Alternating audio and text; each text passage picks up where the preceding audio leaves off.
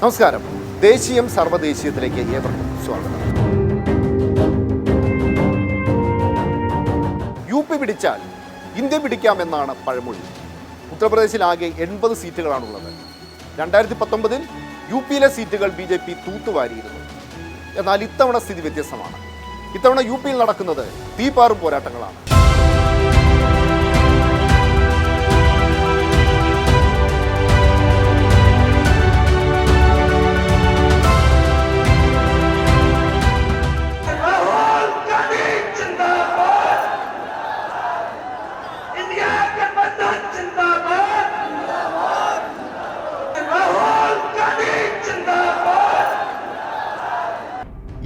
ലോക്സഭാ മണ്ഡലങ്ങളാണ് ഉത്തർപ്രദേശിലുള്ളത്.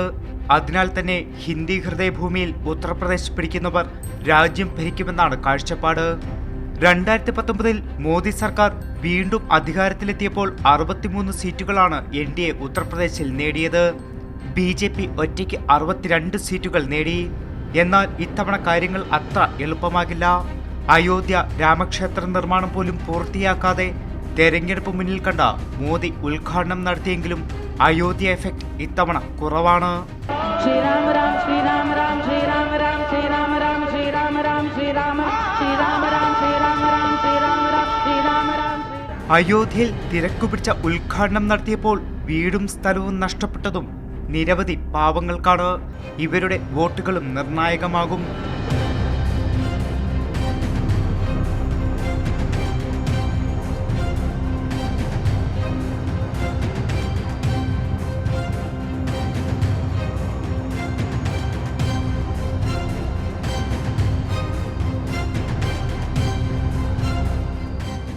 यहाँ पर कम से कम अयोध्या में करोड़ों की बस्कित है, लेकिन सब सड़क में चला जा रहा है. लेकिन सरकार को ये ध्यान में रखना चाहिए, थोड़ी सी सरकार में भी गलती होती है. अब हमारा मकान कम से कम ऐसा बनवाने में, यहाँ से वहाँ तक बनवाने में 60-70 लाख की लागत इस समय लगेगा. 60-70 लाख. लेकिन सरकार ने जिसका मकान तोड़ा है, हमको सरकार ने ज़मीन भी दिया और पैसा भी दिया, लेकिन पैसा हमको उतना नहीं मिला कि जितना हम अपने परिवार को जिला सकें और अपने मकान को परवरिश कर सकें. तो सरकार को इस बात को ध्यान रखना चाहिए कि जो परिक्रमा मार्ग में जिसका मकान टूटा, क्या उस लागत से ज़मीन मकान बन सकता है? अब हमारा कम से कम 60 लाख का मकान और हमको थोड़ा पैसा मिला तो हम मजबूरन बस किसी से उधार कर्ज ले करके अपने बच्चों को, परिवार को जिला रहे. इस तरीके से अयोध्या में ऐसा हुआ है. അതുകൊണ്ട് തന്നെ ആദ്യ 2 ഘട്ടങ്ങളിൽ പോളിംഗ് ശതമാനം കുറഞ്ഞതോടെ ആശങ്കയിലായ BJP പിന്നീട് അങ്ങോട്ട് നരേന്ദ്രമോദിയുടെ നേതൃത്വത്തിൽ വർഗീയതയും മുസ്ലിം വിരുദ്ധതയും ആളിക്കത്തിക്കുന്നതാണ് നമ്മൾ കണ്ടത്. और पहले जब उनकी सरकार थी, उन्होंने कहा था कि देश की संपत्ति पर पहला अधिकार मुसलमानों का है. इसका मतलब ये संपत्ति इकट्ठी करके किसको बांटेंगे? जिनके ज्यादा बच्चे हैं उनको बांटेंगे. ജവഹർലാൽ നെഹ്റു മുതൽ രാജീവ് ഗാന്ധി വരെയുള്ള പ്രധാനമന്ത്രിമാരെ UPയിൽ നിന്ന് സമ്മാനിച്ച കോൺഗ്രസിന് ഇന്ന് പ്രതാപം ഓർമ്മയിൽ മാത്രമാണ്. 2019 അമേഠിയും കോൺഗ്രസിനെ കൈവിട്ടു. എന്നാൽ അവിടെ നിന്നും ശക്തമായി മുന്നോട്ട് വരാനുള്ള നീക്കങ്ങൾ നടത്തുന്നതിനിടെ രാഹുൽ ഗാന്ധി അമേഠിയിൽ നിന്നും റായ്ബറേലിയിലേക്ക് കാലുമാറിയത് BJP വലിയ പ്രചരണ ആയുധവുമാക്കി. अमेठी ने कांग्रेस के राज में कई वर्षों और कई पीढ़ियों को और उनके विकास को खोया है. अब अमेठी का हर एक नागरिक प्रतिबद्ध है, संकल्पित है कि नरेंद्र मोदी जी के नेतृत्व में आने वाली पीढ़ियों का भी भविष्य हमें उज्जवल करना. मैं इतना ही कहूंगी, कांग्रेस का नेतृत्व इस बात की तैयारी कर रहा है कि वो किस प्रकार से अमेठी हारेंगे, उसका विश्लेषण वो चुनाव बाद करे. लेकिन अपने आप में ये हास्यास्पद है कि जहां पर कांग्रेस पार्टी ने, विशेषतः गांधी परिवार ने चुनाव न लड़कर अपनी हार पहले से ही घोषित कर दी है, वहां पर निश्चित रूप से वो कांग्रेस की हार का निरीक्षण करने आएंगे. പിന്നാക്ക ദളിത് ന്യൂനപക്ഷ മുദ്രാവാക്യമുയർത്തിയാണ് കുറച്ചുകാലമായി അഖിലേഷ് യാദവ് നയിക്കുന്ന സമാജ്വാദി പാർട്ടിയുടെ പോരാട്ടം. 2017 നിയമസഭയിലേക്ക് നേടിയ 47 സീറ്റിൽ നിന്ന് 2022 111 അംഗസംഖ്യ വർദ്ധിപ്പിച്ചത് SP യുടെ നേട്ടമാണ്. SP യും രാഷ്ട്രീയ ലോക്ദളും സുഹേൽദേവ് ബഹുജൻ സമാജ്വാദി പാർട്ടിയും ചേർന്നുള്ള സഖ്യം 403 അംഗ UP നിയമസഭയിൽ 125 സീറ്റ് നേടിയപ്പോൾ NDA സഖ്യത്തിന് 2017 നേടിയ 312 നിന്ന് 273 താഴേണ്ടി വന്നു. അതിനാൽ തന്നെയാണ് പടിഞ്ഞാറൻ UPയിലെ ജാട്ട് വികാരം അനുകൂലമാക്കിയെടുക്കാൻ അന്തരിച്ച പ്രധാനമന്ത്രി ചൗധരി ചരൺ സിംഗിന് മരണാനന്തര ബഹുമതിയെ ഭാരതരത്ന സമ്മാനിച്ചതും. ചരൺ സിംഗിന്റെ പേരമകൻ ജയന്ത് ചൗധരി നയിക്കുന്ന രാഷ്ട്രീയ ലോക്ദളിനെ NDA പാളയത്തിലെത്തിച്ചതും യോഗി മന്ത്രിസഭ പിന്നാക്ക ദളിത് പ്രാതിനിധ്യമുയർത്തി വികസിപ്പിച്ചതും. 21% ദളിത് വോട്ടിനെ സ്വന്തം പാളയത്തിലേക്ക് എത്തിക്കാനുള്ള ശ്രമമാണ് BJPയും SP കോൺഗ്രസ് സഖ്യവും നടത്തിയത്. 80 ലോക്സഭാ മണ്ഡലങ്ങളിൽ ദളിത് സംവരണ മണ്ഡലങ്ങൾ 17 2019 ഇതിൽ 15 മണ്ഡലങ്ങളും നേടിയത് BJPയും. സംവരണ മണ്ഡലങ്ങളിൽ 2 കഴിഞ്ഞ തവണ നേടിയത് BSPയാണ്. ബുന്ദേൽഖണ്ഡ്, മധ്യ UP, വടക്കുകിഴക്കൻ UP, രോഹിൽഗഡ്, തെക്കുകിഴക്കൻ UP, പടിഞ്ഞാറ് UP എന്നീ മേഖലകളിലായാണ് UPയിലെ മണ്ഡലങ്ങളുടെ കിടപ്പ്. 6 മേഖലകളിലും 2019 മേൽക്കൈ BJPക്കായിരുന്നു. ആ ആധിപത്യം അവസാനിപ്പിക്കാനുള്ള തീവ്രമായ ശ്രമമാണ് ഇന്ത്യ മുന്നണി നടത്തിയതും. എന്നാൽ BSP ഇന്ത്യ മുന്നണിയുടെ ഭാഗമാകാത്തത് ഏതു രീതിയിൽ ഈ വോട്ടുകളെ ബാധിക്കുമെന്നതും നോക്കിക്കാണേണ്ടതാണ്. BSPയുടെ നിലപാട് BJPയെ സഹായിക്കുമെന്ന വിലയിരുത്തലുകളും നിരവധി വരുന്നുണ്ട്. അതുകൊണ്ട് തന്നെ ബഹുജൻ സമാജ്വാദി പാർട്ടി മുസ്ലിം ദളിത് വോട്ടുകൾ പരമാവധി സമാഹരിച്ച് SPയും കോൺഗ്രസും ചേർന്ന ഇന്ത്യ സഖ്യത്തെ നിർവീര്യമാക്കുമെന്ന കണക്കുകൂട്ടലാണ് BJP. എന്നാൽ കഴിഞ്ഞ കാലങ്ങളിലെ പോലെ വ്യക്തിപ്രഭാവം നിലനിർത്താനാവാത്തത് മായാവതിയുടെ പാർട്ടിക്ക് ജയസാധ്യത എത്രത്തോളമെന്നത് ഒരു ചോദ്യമാണ്. അതുകൊണ്ട് തന്നെയാണ് മായാവതിക്ക് തന്റെ അനന്തരവനെ പിൻഗാമിയാക്കി പ്രഖ്യാപിച്ചത് പിൻവലിക്കേണ്ടി വന്നതും. ഉത്തർപ്രദേശിൽ രാഷ്ട്രീയം കലങ്ങിമറിയുമ്പോൾ ജയിലിൽ നിന്നും പുറത്തിറങ്ങിയ അരവിന്ദ് കെജ്രിവാളിന്റെ വരവും BJP പാളയത്തിൽ ആശങ്ക വർദ്ധിപ്പിച്ചിരുന്നു. പുറത്തിറങ്ങിയ അരവിന്ദ് കെജ്രിവാൾ ദില്ലിക്ക് പുറത്ത് ആദ്യ തെരഞ്ഞെടുപ്പ് റാലിയിൽ പങ്കെടുക്കുന്നത് ഉത്തർപ്രദേശിലെ ലക്നൌവിലാണ്. അവിടെ വെച്ച് നടത്തിയ വാർത്താ സമ്മേളനത്തിൽ BJPക്കകത്തെ അണിയറ പ്രശ്നങ്ങൾ തുറന്നുകാട്ടുകയായിരുന്നു കെജ്രിവാൾ. അക്ഷരാർത്ഥത്തിൽ 4ാം ഘട്ടത്തിന് തൊട്ടുമുന്നേ വെടിമരുന്നിൽ തീപ്പൊരി എറിയുന്നതായിരുന്നു കെജ്രിവാളിന്റെ നീക്കം. 3ാം തവണ ജയിച്ചാലും മോദി അടുത്ത വർഷം വരെ മാത്രമേ പ്രധാനമന്ത്രി പദത്തിലുണ്ടാകുമെന്നും മോദി വോട്ട് തേടുന്നത് അമിത്ഷായെ പ്രധാനമന്ത്രിയാക്കാനാണെന്നും അതിനായി UP മുഖ്യമന്ത്രി യോഗി ആദിത്യനാഥിനെ ഒതുക്കാനുള്ള ശ്രമം അണിയറയിൽ നടക്കുന്നതായും കെജ്രിവാൾ തുറന്നടിച്ചു. അടുത്ത തവണ BJP അധികാരത്തിലെത്തിയാൽ യോഗി ആദിത്യനാഥിനെ 3 മാസത്തിനകം ഉത്തർപ്രദേശിലെ മുഖ്യമന്ത്രി സ്ഥാനത്ത് നിന്നും നീക്കുമെന്നും കെജ്രിവാൾ BJPയിലെ പ്രശ്നങ്ങളെ തുറന്നുകാട്ടിക്കൊണ്ട് പറഞ്ഞു. BJPയുടെ അടിത്തട്ടിൽ വലിയ ആശങ്കകൾക്ക് വഴിവെക്കുന്നത് തന്നെയായിരുന്നു കെജ്രിവാളിന്റെ വാക്കുകൾ. पहला ये कि ये चुनाव भारतीय जनता पार्टी मोदी जी अपने लिए वोट नहीं, अमित शाह जी को प्रधानमंत्री बनाने के लिए वोट मांग रहे हैं. दूसरी बात, योगी आदित्यनाथ जी को अगर ये लोग जीत गए तो योगी आदित्यनाथ जी को 2 से 3 महीने के अंदर उत्तर प्रदेश के CM पद से हटा दिया जाएगा. जब 2014 में प्रधानमंत्री बने थे नरेंद्र मोदी जी, तो उन्होंने खुद एक रूल बनाया था कि भारतीय जनता पार्टी के अंदर और उनकी सरकारों में 75 वर्ष से ऊपर कोई भी व्यक्ति होगा तो उसको संगठन में और सरकार में किसी भी पद पे नहीं रखा जाएगा, उसको रिटायर कर दिया जाएगा. और उसका सबसे पहले उस रूल के तहत आडवाणी जी को और मुरली मनोहर जोशी जी को रिटायर किया गया था. और उसके बाद तमाम यशवंत सिन्हा जी, सुमित्रा महाजन जी, कई लोगों को यहाँ टिकट नहीं मिली. कई लोग जो पद पे बैठे हुए थे उनको पद से इस्तीफा दिलवा के उनको हटाया गया. ऐसे कई सारे लोग हैं. तो अब अगले साल 17 सितंबर को प्रधानमंत्री मोदी जी 75 साल के होंगे और मोदी जी ने तय कर लिया है कि अमित शाह जी को वो अपना वारिस बनाएंगे और अमित शाह जी अगले साल 17 सितंबर को देश के प्रधानमंत्री बनाने का उन्होंने तय किया है मोदी जी ने. ജയിലിൽ നിന്ന് പുറത്തിറങ്ങിയ കെജ്രിവാൾ BJP പാളയത്തിലേക്ക് അമ്പ് തൊടുത്തതിന് തൊട്ടു പിന്നാലെ അമിത്ഷാ മറുപടിയുമായി എത്തിയതും അതുകൊണ്ട് തന്നെയായിരുന്നു. मैं देश की जनता के सामने स्पष्ट करना चाहता हूं कि भाजपा के संविधान में ऐसा कोई प्रोविजन नहीं है. मोदी जी ही 29 तक नेतृत्व करेंगे और मोदी जी ही आने वाले चुनाव का भी नेतृत्व करेंगे। ഇതോടെ BJPയുടെ ട്വിറ്റർ ഹാൻഡിലുകൾ ആവേശത്തോടെ സജീവമായി. സോഷ്യൽ മീഡിയയിൽ ഡിജിറ്റൽ ആർമി യുദ്ധം തുടങ്ങി. മോദിയുടെ ജനപിന്തുണയിൽ വലങ്ങിയ പ്രതിപക്ഷം പരാജയം ഉറപ്പിച്ചു കഴിഞ്ഞുവെന്നും അതിനാലാണ് ഇത്തരമൊരു പ്രചരണമെന്നും UP മുഖ്യമന്ത്രി യോഗി ആദിത്യനാഥ് സമൂഹ മാധ്യമമായ എക്സിൽ കുറിച്ചു.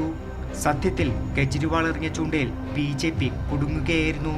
BJPയുടെ ആശങ്കകൾ വെറുതെയല്ലെന്ന് ഉത്തർപ്രദേശിലെ ജനങ്ങൾ വ്യക്തമാക്കുന്നുണ്ട്. സർക്കാർ മാറാൻ ഞങ്ങൾക്ക് ആഗ്രഹമുണ്ടെന്ന് അവർ പറയുന്നു.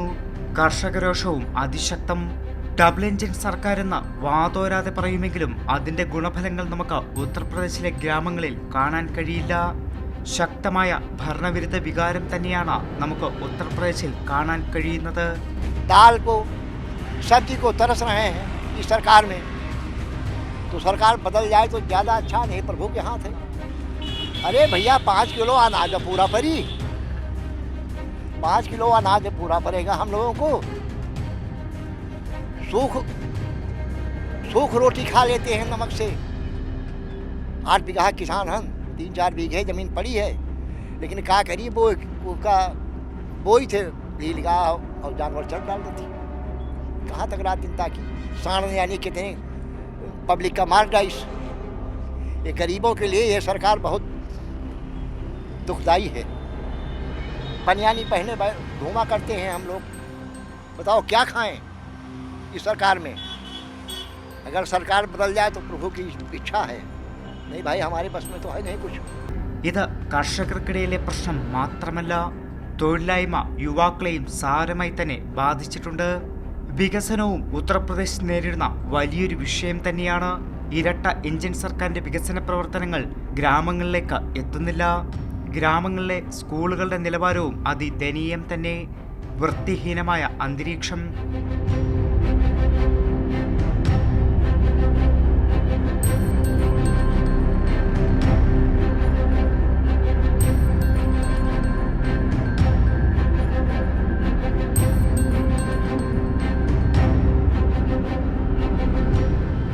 ഉത്തർപ്രദേശ് തെരഞ്ഞെടുപ്പ് അവസാന ഘട്ടത്തിലേക്കെത്തുമ്പോൾ അതിശക്തമായ പോരാട്ടം തന്നെയാണ് നടക്കുന്നത്.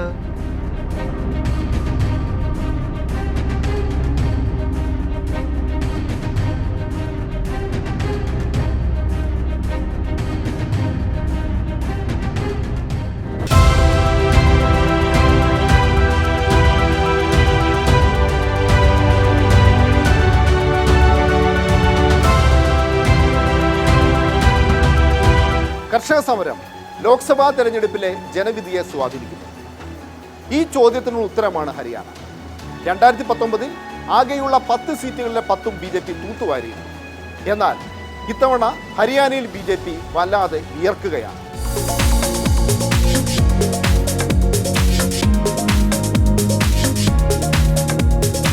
കർഷക മുദ്രാവാക്യം ഉച്ചത്തിൽ മുഴുകുന്ന ഹരിയാന, തക്കം നോക്കി എതിരാളികളെ മലർത്തിടിക്കുന്ന ഗുസ്തി ഗോതകളുടെ നാട്, രാജ്യം കാക്കുന്ന ജവാന്മാരെ ഏറെ സംഭാവന നൽകുന്ന സംസ്ഥാനം. തെരഞ്ഞെടുപ്പ് ഗോതയിൽ ഹരിയാന ആർക്കൊപ്പം? ആരെ മലർത്തിയടിക്കും? ആരെ വിജയിപ്പിക്കും?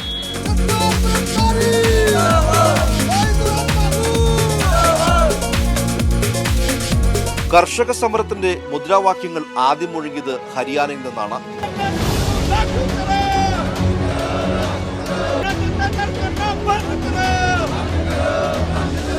ഗോതമ്പും ചോളവും വിളയുന്ന പാടങ്ങളിൽ നിന്നും കർഷകർ കൂട്ടത്തോടെ ദില്ലി അതിർത്തികളെ വളഞ്ഞു.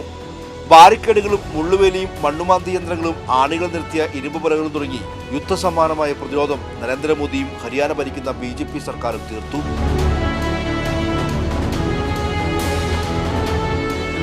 കാർഷിക വിളകൾക്ക് മിനിമം താങ്ങുവില്ലെന്ന വാഗ്ദാനം മോദി പാലിച്ചതുമില്ല. പ്രചാരണത്തിലുടനീളം കർഷകരുടെ രോഷം BJPക്ക് ഏറ്റുവാങ്ങേണ്ടി വന്നു.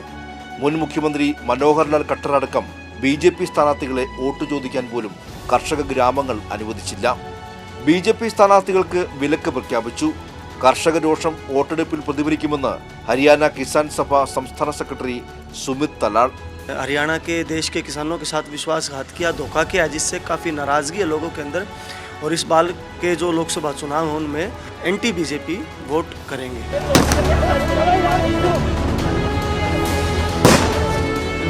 ഹരിയാനയിലെ കർഷകരിൽ ഭൂരിഭാഗവും ജാട്ട് സമുദായങ്ങളാണ്. കഴിഞ്ഞ തവണ ജാട്ട് സമുദായത്തിന് പൂർണ്ണമായും പിന്തുണ BJPക്ക് ലഭിച്ചു. എന്നാൽ ഇന്ന് ജാട്ട് ഗ്രാമങ്ങൾ വളരെ വലിയ അതൃപ്തിയിലാണ്.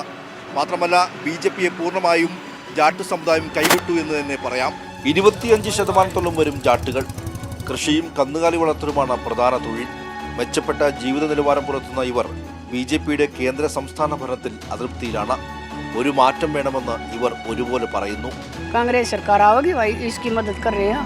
अब की बार में कांग्रेस के ज़्यादा चांस हैं, क्योंकि ये BJP है, इतना अच्छा काम नहीं है. एक तो बेरोजगारी खो दी. बिजनेस अपना नौकरी पैसे है नहीं किसी का भी, अपने खेती बाड़ी थोड़ा सा करके अपना गुजारा कर लेते हैं लोग, वैसे नौकरी है नहीं बिल्कुल.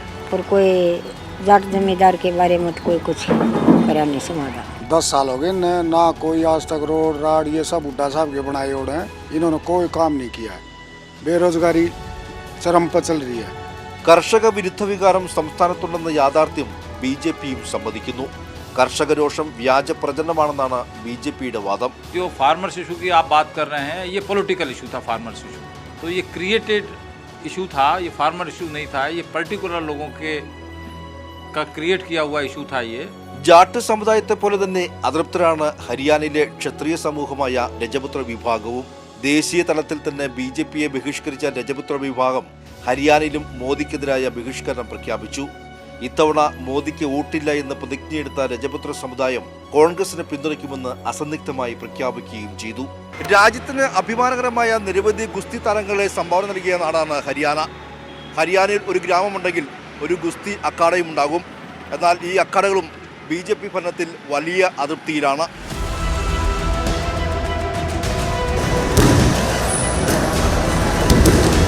ഗുസ്തി അവസാനിപ്പിക്കുന്നു എന്നറിയിച്ച് മാധ്യമങ്ങൾക്ക് മുന്നിൽ കണ്ണീരോടെ വിട പറഞ്ഞ സാക്ഷി മാലിക്കിനെ രാജ്യം മറക്കില്ല.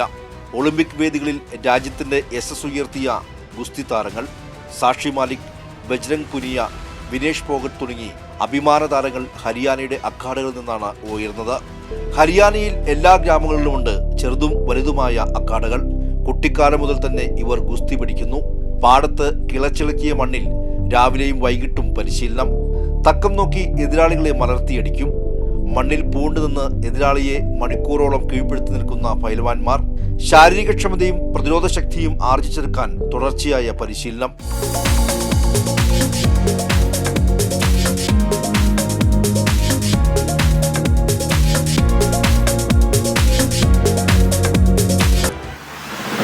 ഗോതയ്ക്കുള്ളിൽ രാഷ്ട്രീയമില്ല, എങ്കിലും ഇവർക്ക് ഉറച്ച നിലപാടുകളുണ്ട്, രാഷ്ട്രീയമുണ്ട്. BJP सरकार का तो जी कुछ नहीं कह सकते, वो तंग कर रखे हैं. ये खिलाड़ियों को पहलवानों का देखो क्या हाल कर रखा था. हेल्प कोई खास नहीं हो रही जी हमारी.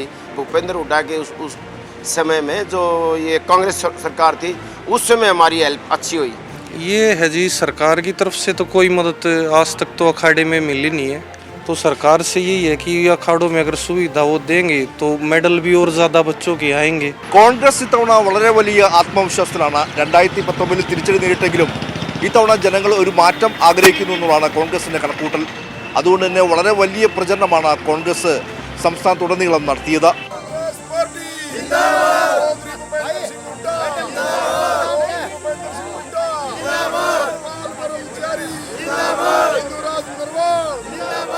हरियाणा में तो 10 की 10 है. 10 की 10 ही सब एक है. ये दलित है, मैं ब्राह्मण है, ये जाट है. 36 कौम है जमा. जो इसने मोदी ने झूठ बोल कहा था, झूठा प्रचार करा था, जनता समझ चुकी है. किसानों को देखो जी, इन्होंने ना जी हक की लड़ाई लड़ेंगे, और इन्होंने किसानों को इतना बेइज्जत किया है कि देखो जी उनको मतलब कोई भी मतलब उनकी मांग नहीं मानने वाला. ये BJP वाले 400 पार गए ने, कोई पारपूर नहीं है, झूठे है.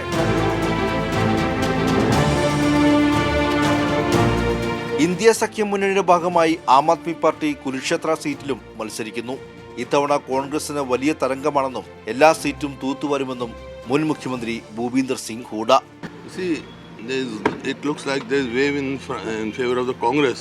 When there is wave in favor of some party, that is a clean sweep. രാജ്യത്തിന്റെ അതിർത്തി കാക്കാൻ ധീരജവാന്മാരെ ഏറെ സംഭാവന ചെയ്യുന്ന സംസ്ഥാനമാണ് ഹരിയാന.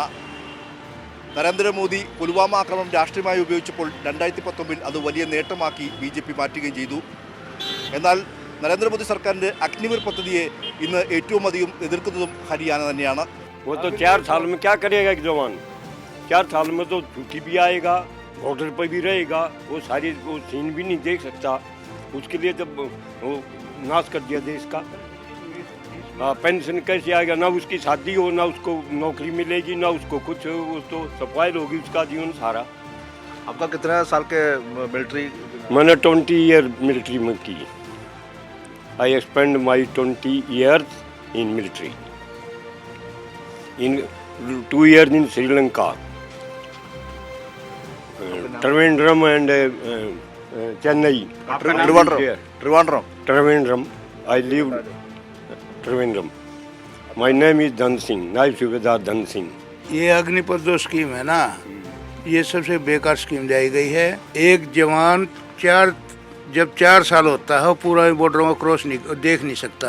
पहाड़ी एरिया भी है, राजस्थान एरिया भी है. ये स्कीम थी प्लेन एरिया के लिए, जैसे रशिया का बॉर्डर है, ये प्लेन बॉर्डर थे, इनके लिए कामयाब है. यहाँ ये स्कीम कामयाब नहीं है, इसलिए इन्होंने गलत ले आई है. मैं 19 साल नौकरी करके आ रहा हूँ, आर्मी से ही हूँ, हौलदारी से रिटायर हूँ. मेरा नाम ओम प्रकाश. ഹരിയാനയിൽ BJPയുടെ സംസ്ഥാന ഭരണവും പ്രതിസന്ധിയിലാണ്. ലോക്സഭാ തെരഞ്ഞെടുപ്പിന് തൊട്ടു മുൻപാണ് സഖ്യകക്ഷിയായ JJP മുന്നണി വിട്ടത്. സർക്കാരിന്റെ മുഖച്ഛായ നന്നാക്കാൻ മുഖ്യമന്ത്രിയായിരുന്ന മനോഹർ ലാൽ ഖട്ടറിനെ മാറ്റി നയാബ് സിംഗ് സൈനിയെ കൊണ്ടുവന്നെങ്കിലും പ്രതിസന്ധി അവസാനിച്ചിട്ടില്ല. സ്വതന്ത്രന്മാരുടെ പിന്തുണയോടെ ഭരണം മുന്നോട്ട് നീങ്ങുന്ന നയാബ് സിംഗ് സൈനി സർക്കാരും തുലാസിലാണ്. ഹരിയാനയിൽ BJP നേരിടുന്നത് വലിയ വെല്ലുവിളിയാണ്. എന്നാൽ കോൺഗ്രസിനാകട്ടെ ഇത്രയും അനുകൂലമായ രാഷ്ട്രീയ സാഹചര്യം മുൻപെങ്ങും ലഭിച്ചിട്ടുമില്ല. എങ്കിലും ഹൂഡ കുടുംബത്തിന്റെ ആധിപത്യവും കോൺഗ്രസിനുള്ളിലെ ആഭ്യന്തര കലഹവും വലിയ പ്രതിസന്ധി സൃഷ്ടിക്കുന്നു. ഹരിയാനയിലെ രാഷ്ട്രീയ ദംഗൽ എങ്ങനെയാകും? കാത്തിരുന്ന് കാണാം.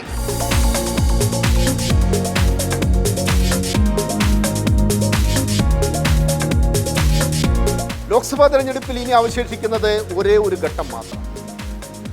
എന്തായിരിക്കും ജനവിധി? ഒരു കാര്യം ഉറപ്പാണ്, BJPക്ക് സീറ്റുകൾ കുറയും. എന്നാൽ BJPക്ക് തനിച്ച് ഭൂരിപക്ഷം ലഭിക്കുമോ? BJPയെ കാത്തിരിക്കുന്നത് കനത്ത പരാജയമാണ്. ഈ ചോദ്യങ്ങൾക്കെല്ലാം മറുപടി പറയേണ്ടത് ജനങ്ങളാണ്. ജനവിധിക്കായി നമുക്കെല്ലാം കാത്തിരിക്കാം. ഇത്തവണത്തെ ദേശീയം സർവ്വദേശീയം ഇവിടെ സമാപിക്കുന്നു. നന്ദി, നമസ്കാരം.